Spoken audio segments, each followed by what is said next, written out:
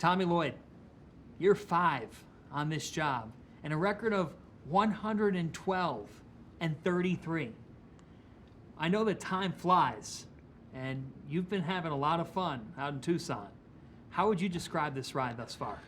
I mean, the 33 defeats, I'm mad at myself. I think I probably had a hand in a handful or more of those that I could have helped our team. It's been awesome. It's you're living a dream. It's been a dream come true, but in your day-to-day life, you can't be distracted by that. But there always is that gratitude of you and I growing up as young sports fans and watching college sports or whatever sport you're watching, and to think now that you're the head coach of one of those programs, the little kid from Kelso dreamed big, and it happened. So it's cool to see it come to fruition, but there's a lot more that I want to accomplish, not for myself, but for the University of Arizona, for the legacy of Arizona basketball. We want to add to it because we know it's meaningful and it impacts the lives of our fans. Was the dream always coaching for you? I think so. I have vivid memories of watching a NFL game like on a Sunday morning, and one of the announcers was talking about and I was probably 10 or 11, sitting there with a bowl of cereal watching an early morning game. And he just said that, if you ever want to get into coaching, you learn how to do every job no one wants to do and do it well. And that's always stuck with me, and that's always resonated. And I think that was a big part of my experience at Gonzaga. I came along at a time where, Gonzaga's program was getting ready to take off, but didn't quite have the resources or the manpower yet that these staffs have now. So when I came there, I got to do everything. I mean, everything. You were a part of everything. From lugging around VCRs to, cutting tape on 2 VCR decks to, any part of the program, that there had to be labor put into, you were a part of it. And so for me, that was an incredible experience and just an unbelievable, ground to learn how to be a coach. 14-6 in year 1 in this league. That is difficult to do in any league in the Big 12. Year 1 in a conference, very, very hard. You've now been around several different leagues in your career. How would you categorize what exactly the grind in the Big 12 was? It's just relentless. It's nonstop. It's a cliche, but you really feel like there's no nights off. And as a coach, you're always coaching with that mantra, but there's some truth to it. And the Pac-12 was a lot of fun. And I really enjoyed it. Having been in the West Coast Conference for all those years, to go to the Pac-12 and have that different experience was great. But and there was a lot of good nights in the Pac-12, and there was a few tough nights here and there. But this Big 12 thing was just different. It just felt like different. You'd be going on a road game, you'd be playing a team, that was struggling, but you'd show up and those fans would show out, and they would want blood, and so it was really cool. It was really cool to be part of it. I mean, I really think us as a program, we came in with great respect for the Big 12. Our respect has only grown. For the Big 12, where we feel like we belong and we feel like we're part of something bigger than ourselves. But we just respect the competition on a night-to-night basis. It makes it a ton of fun. I mean, this job is great. If you could take out winning and losing, it might be the greatest job on earth. But because those losses are tough and they hit hard. But man, when you have so much respect for your opponents, the loss stings and the loss hurts. But there's also a sense of respect, for your opponent who you're playing against. And you also do not back down to non-conference opponents. One of the highlights of our NBC Sports schedule is a showdown between you and UCLA. And that instantly gets people thinking, man, that is Western college basketball. That's good for the country. What's the importance of playing that game and playing the Bruins? Well, it was easy, when the Pac-12, Big Ten, Big 12, the whole thing happened. Mick and I ended up, our programs went in different directions. But that rivalry is so important. It's so much bigger than him or me. And we both realized that. I followed Lute Olson. He followed John Wooden. We're never gonna trump those guys, and we just want to honor the legacy of the program. So to me, connecting those two programs and playing on an annual basis is something we really look forward to doing, and it's really important. And it's an incredible challenge. Mick's a great coach, And you know going into that game, no matter what either team's record is, it's going to be a battle. You have embraced recruiting high schoolers, bringing in marquee people into your program as freshmen. Not to say that you don't look at the transfer portal as well, but I know you have a philosophy about this and the way that college basketball is operating.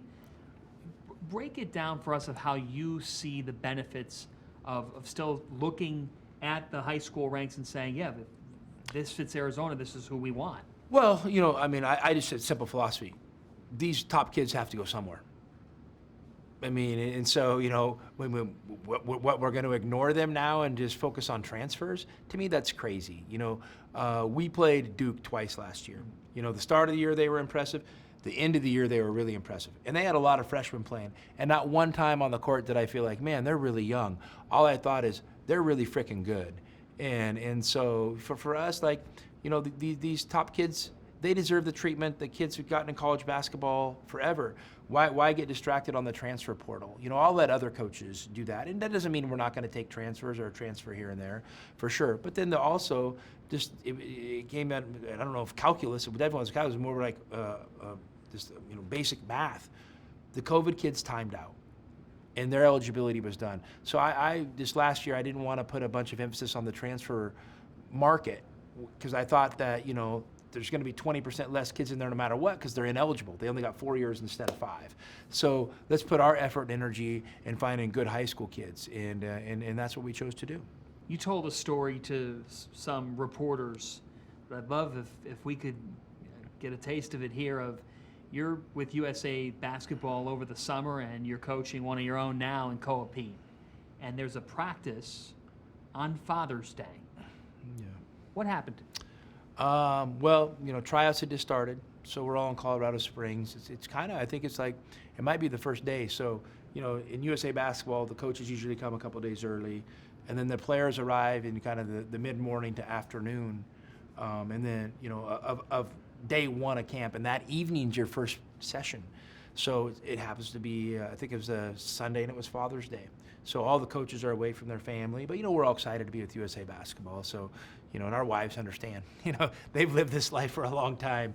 So we're getting through a practice, and, at the end of practice, everybody comes together and we break it up. Hey guys, great work today.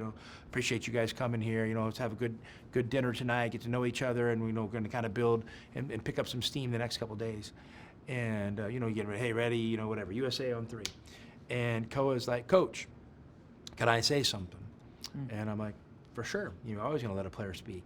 And he stepped up in front of the whole group and he said, hey, to all the coaches, and administrators that are fathers, on the behalf of the players of USA Basketball, we want to thank you guys for being here on Father's Day and being with us and away from your family. And I'm like, wow, he just said that. And so all of us coaches kind of looked at each other and said, that's different. And that wasn't scripted. That's just who Koa is, and that's how he's been raised. So, we're fortunate to be a part of Koa's journey. What does Koa do best on the floor? I just think it's a combination of effort and energy and force that he plays with is really unique in college basketball. And one of the unique skill sets he has, he's an incredible ball handler for a 6'9" guy. He literally dribbles the ball like a guard. So he's able to kind of put himself in some really unique situations on the floor. How about Brayden Burries and what he can mean to your puzzle? Brayden's an important part of everything we're going to do. The kid's a winner. He's an incredible learner. He's a student of the game. I'm excited. I'm excited to kind of watch the nation get to know Brayden. I think there's some other these big name recruits out there that maybe people know a little bit more about for whatever reason. And because Brayden's not a guy that's really asking for attention or trying to draw attention to himself. But when people get to see this guy play on a night by night basis, he's not going to take a backseat to anybody. When you have some of these new pieces, one of the things I love about your team is there's still a steadying presence on the ship, and that comes off as Jaden Bradley. Yeah.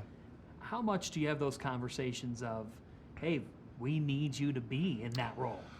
The beautiful thing is I don't have to have those conversations because he does it so naturally. Jaden's a natural leader. He's a natural giver to the team and his teammates. And so we've talked about, kind of some things here and there on helping these younger guys kind of make progress. But all in all, I mean, he's all in on trying to help them and make them an important part of our team. With USA Basketball, you spent time with A.J. Debonsa. Yeah. What do you see in his game, and what do you think his future holds? I mean, AJ's he's an incredible young man. I mean, obviously, he's got a lot of attention thrown his way, and rightfully so. But the thing I was most impressed with in just coaching him on a day-to-day basis is, for a young, talented kid, he had a quiet confidence and a security about him that he left space for the other good players to be good on the team. He's not a guy that tries to take all the air in the room. And to me, that's a really, really unique attribute for a really young, talented player who is getting a lot of eyes on him. He easily could think this is all about me. And naturally he doesn't. So obviously he's been raised right.